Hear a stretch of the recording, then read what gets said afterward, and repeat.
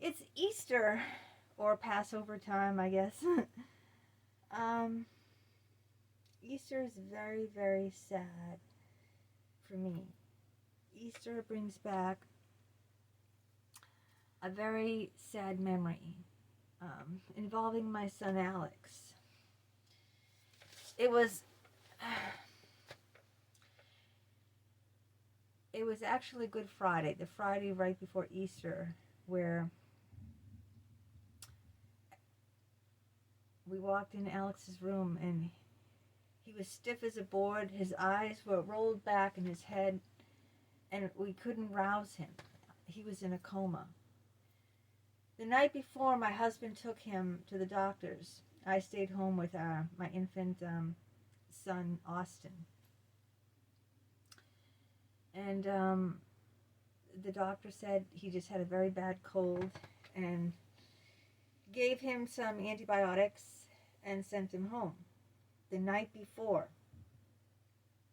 So we gave him the antibiotics, and the next morning, early in the morning, thank God we didn't sleep in or he would have been dead. We saw him in a coma with his eyes rolled back, stiff as a board, and we tried to wake him up, and immediately I called 911, and I told the woman what was going on, and she seemed to know automatically it was meningitis. Now, I don't know how she knew that, but then everyone was at our street. The police, the ambulances, more than one ambulances, the fire trucks. I mean, in front of my house looked like World War III. There was every kind of vehicle imaginable. And they hooked my boy up and took him out in a stretcher, and he was 4.5 years old. It was the year 2000, April, Good Friday.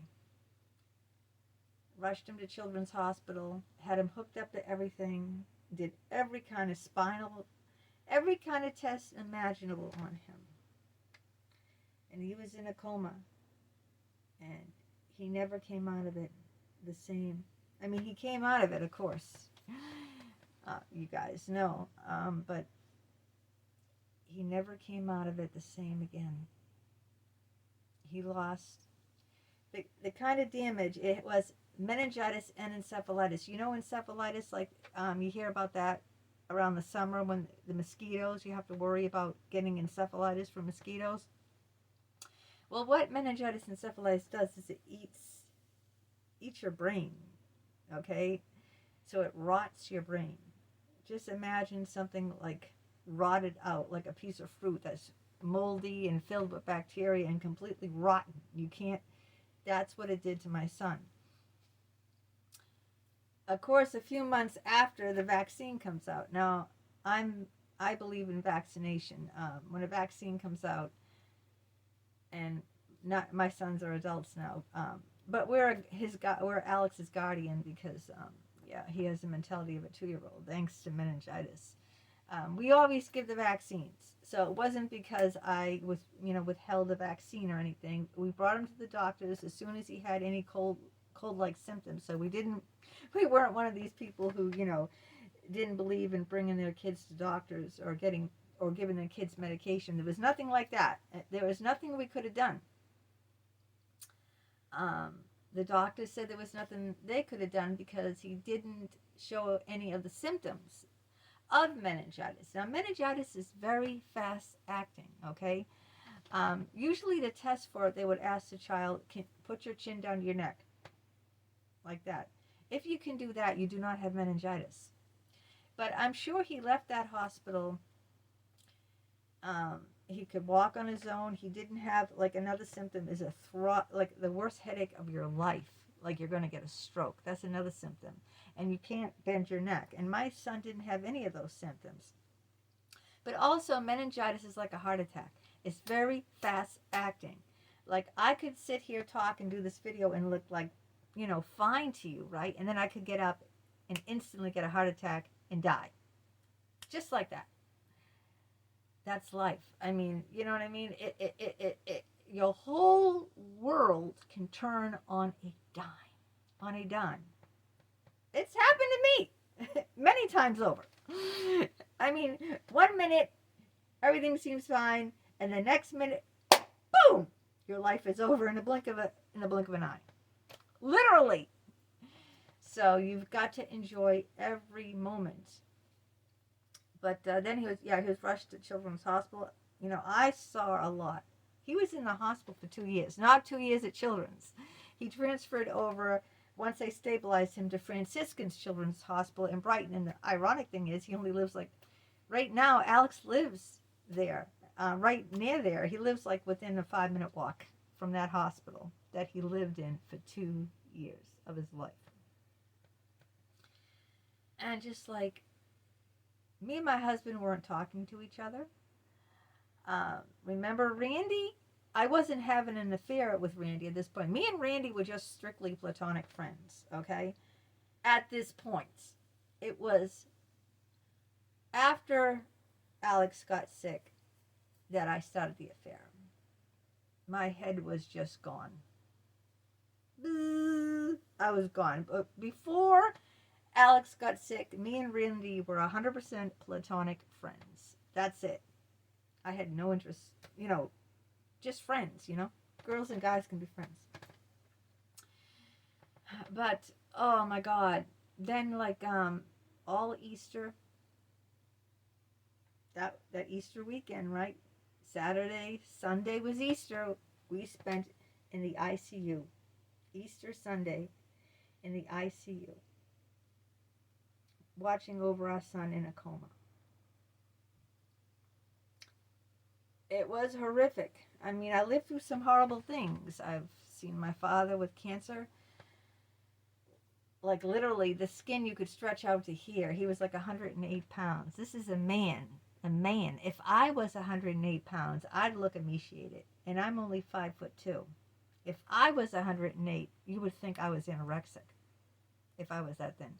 This was a 5'7", 8 man, 108 pounds. You could literally pull. You could see the bones protruding. Cancer just rots away at your body like meningitis rots away at your mind. And then though you can see my son, if you just looked at my son, well, you could tell because you could see he's not right sometimes. But if you just glanced at him walking by, you could kind of see he was a simpleton.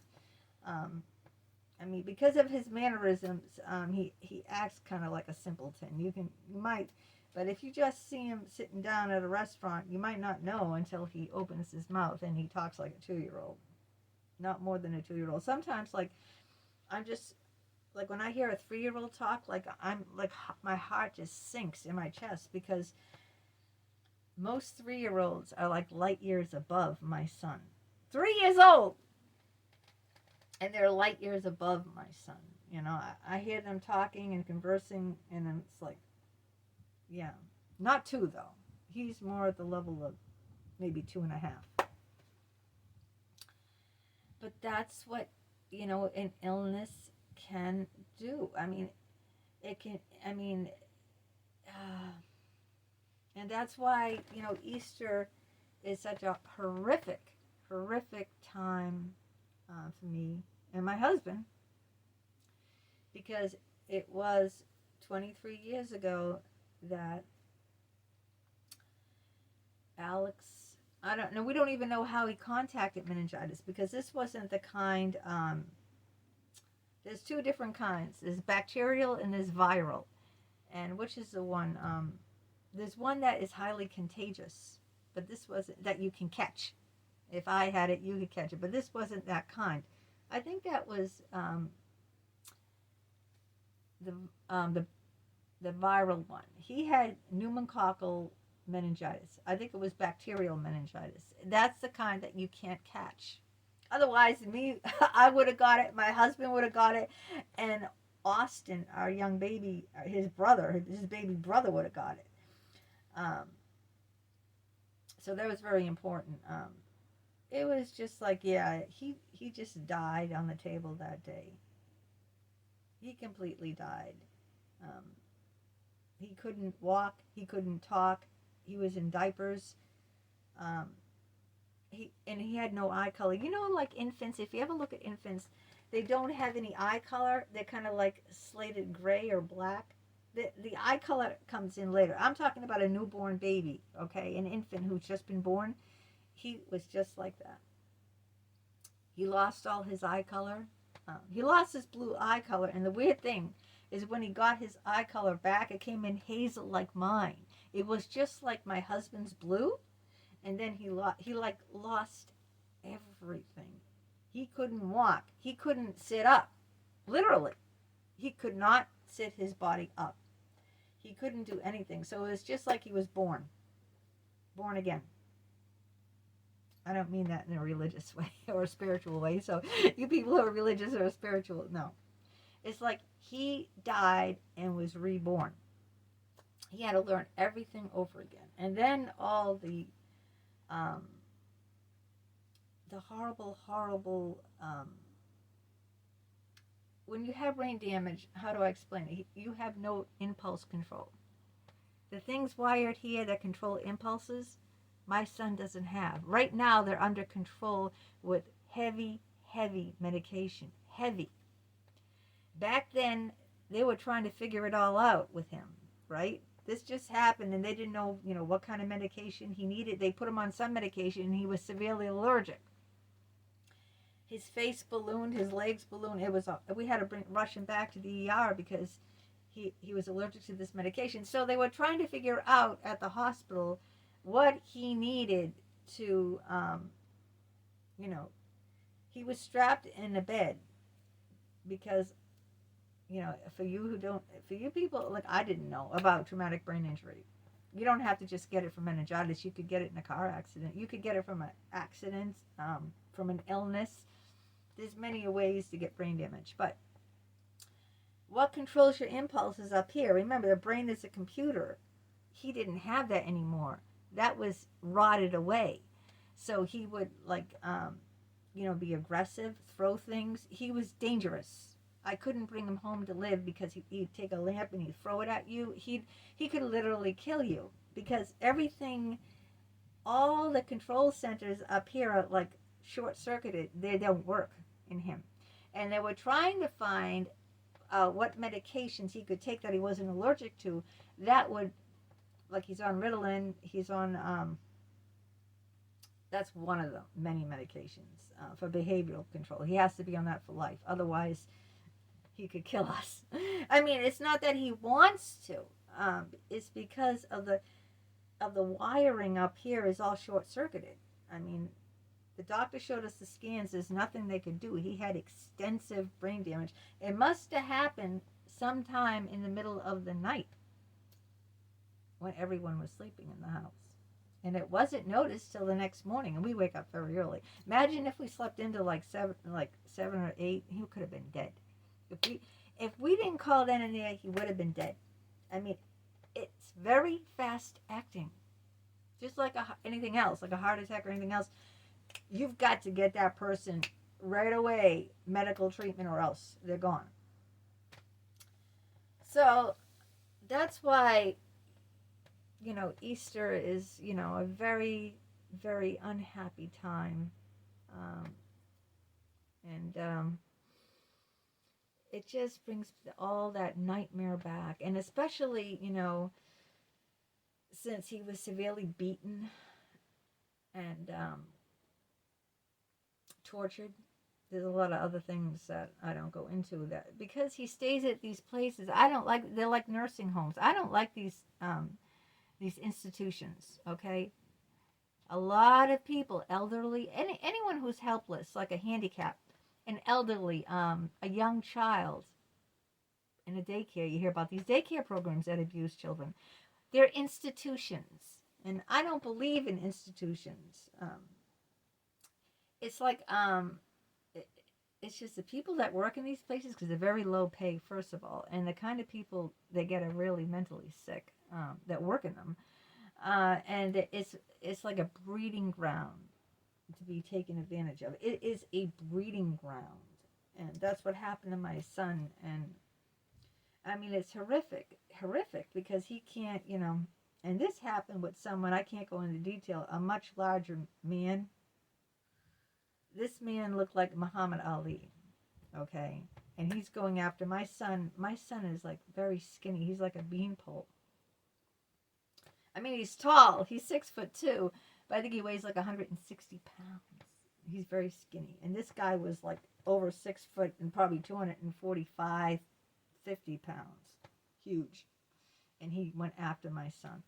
So, all right, I think I'll end it at that note. But I just wanted to let you guys know that this time of year is just like a, a knife to the heart, to my gut. It's just a horrible, horrible time. And it was when my son lost his mind. I mean, it's not like when you lose something from breast cancer, if you lose a breast or something, that's not your mind. See, your mind is everything. What would you rather have? Would you rather be in a wheelchair and have your total wits about you? Or would you rather be able to walk around like a 2-year-old? Think about it. Think about it.